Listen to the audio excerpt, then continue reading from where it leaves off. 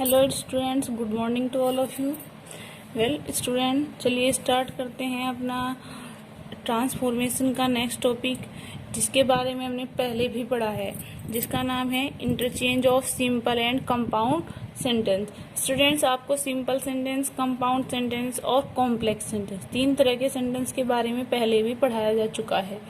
आपको पता है कि सिंपल सेंटेंस किसे कहते हैं, कंपाउंड और कॉम्प्लेक्स किसे कहते हैं, किन कंजक्शंस को जोड़ने से कंपाउंड या कॉम्प्लेक्स सेंटेंस बनते हैं। तो अगर आपने उस टाइम उन सेंटेंस को अच्छे से समझा है तो आप इन सेंटेंस को, इस एक्सरसाइज को भी इजीली कर लेंगे। एक छोटा सा डिफरेंस आपको इस एक्सरसाइज में देखने को मिलेगा। चलिए देखते हैं पहले इसके रूल के बारे में, दोबारा एक बार रिपीटिशन कर लेते हैं और उसके बाद फिर अपने सेंटेंस देखते हैं क्या डिफरेंस है इन सेंटेंस में। तो इंटरचेंज मीन्स आपस में हमें परिवर्तन करना है, चेंज करना है, सिंपल सेंटेंस को कंपाउंड सेंटेंस में और कंपाउंड सेंटेंस को सिंपल सेंटेंस में। इनकी दोनों एक्सरसाइज भी हैं। सिंपल की अपनी अलग है, जब आप सिंपल से कंपाउंड बनाओगे और कंपाउंड से सिंपल बनाओगे।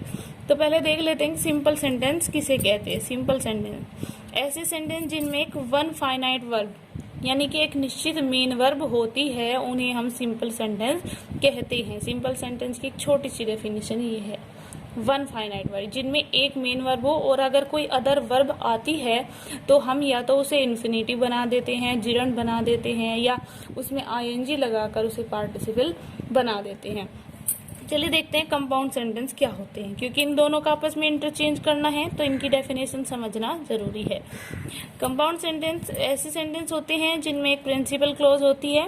प्रिंसिपल क्लॉज यानी मुख्य उपवाक्य, ऐसा सेंटेंस का ऐसा भाग जिसके बिना वो सेंटेंस पूर्णतः अधूरा है, उस सेंटेंस के बिना उसका कोई अर्थ नहीं है, उसे कहते हैं प्रिंसिपल क्लॉज। तो एक तो प्रिंसिपल क्लॉज होती है इनमें, और कम से कम वन कोऑर्डिनेट क्लॉज भी होती है। कोऑर्डिनेट क्लॉज यानी कि जो उस जैसी समान पदीय उपवाक्य हो, ठीक है। इसमें एक बात और ध्यान रखने वाली है कि कंपाउंड सेंटेंस में दो जो क्लॉज आती हैं, एक प्रिंसिपल एक कोऑर्डिनेट, इनमें दोनों में अपना सब्जेक्ट अलग होता है, दोनों की अपनी वर्ब अलग होती है, अपना ऑब्जेक्ट अलग होता है। हालांकि ऑब्जेक्ट हो ना हो ये कुछ जरूरी नहीं, लेकिन सब्जेक्ट और वर्ब जरूर होती है, इसलिए इसमें दो वर्ब आने से कोई प्रॉब्लम नहीं होती। चलिए सिंपल सेंटेंस से कंपाउंड बनाने के लिए वैसे तो कोई खास नियम इस टॉपिक में नहीं बताए गए, जो आपने पहले पढ़े हैं वही हैं, लेकिन फिर भी देख लेते हैं। सिंपल से कंपाउंड बनाने के लिए सिंपल सेंटेंस के किसी वर्ड या फ्रेज को विस्तार करके कोऑर्डिनेट क्लॉज बनाते हैं। यानी जब आप सिंपल से कंपाउंड बनाओगे तो सिंपल सेंटेंस की जो एक फ्रेज होगी, एक वर्ड होगा, उसे आप विस्तृत कर देंगे, उसे आप बड़ा बना देंगे, यानी पूरे एक सेंटेंस लिख देंगे।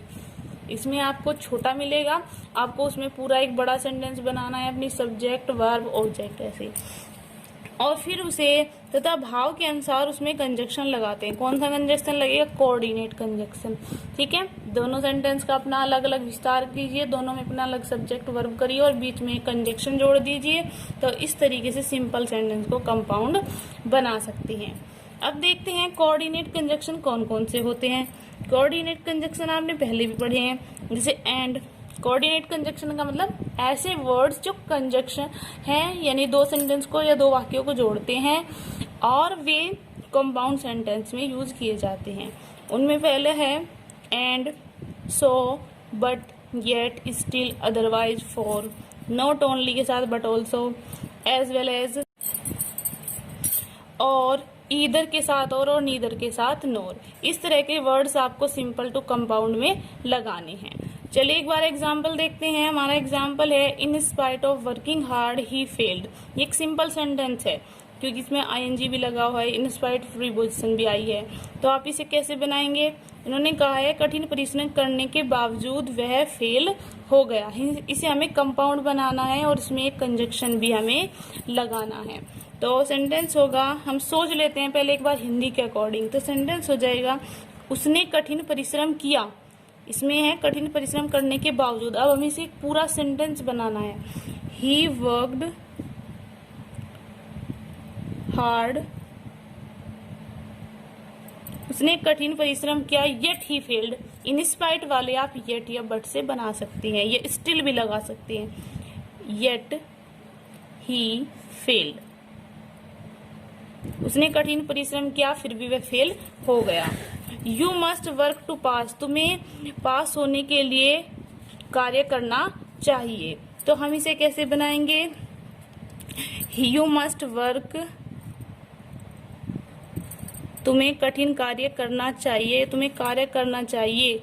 Otherwise you will not pass, अन्यथा तुम पास नहीं होंगे। ऐसे करके बना सकते हैं।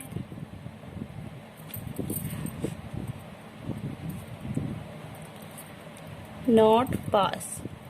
तो इस तरीके से स्टूडेंट्स आप अपने अकॉर्डिंग कोई भी वर्ब इसमें लगा, कोई भी कंजक्शन आप इसमें यूज कर सकते हैं। बस ध्यान रखना है कि वो कंजक्शन आपका कोऑर्डिनेट कंजक्शन ही होना चाहिए, सेंटेंस के अर्थ को सही बना दे और कंजक्शन आपका कोऑर्डिनेट हो। ठीक है। दूसरा है हमारा interchange of compound to simple sentence, यानी कि कंपाउंड सेंटेंस को आप सिंपल कैसे बनाएं। वही जो हमने पहले पढ़ा,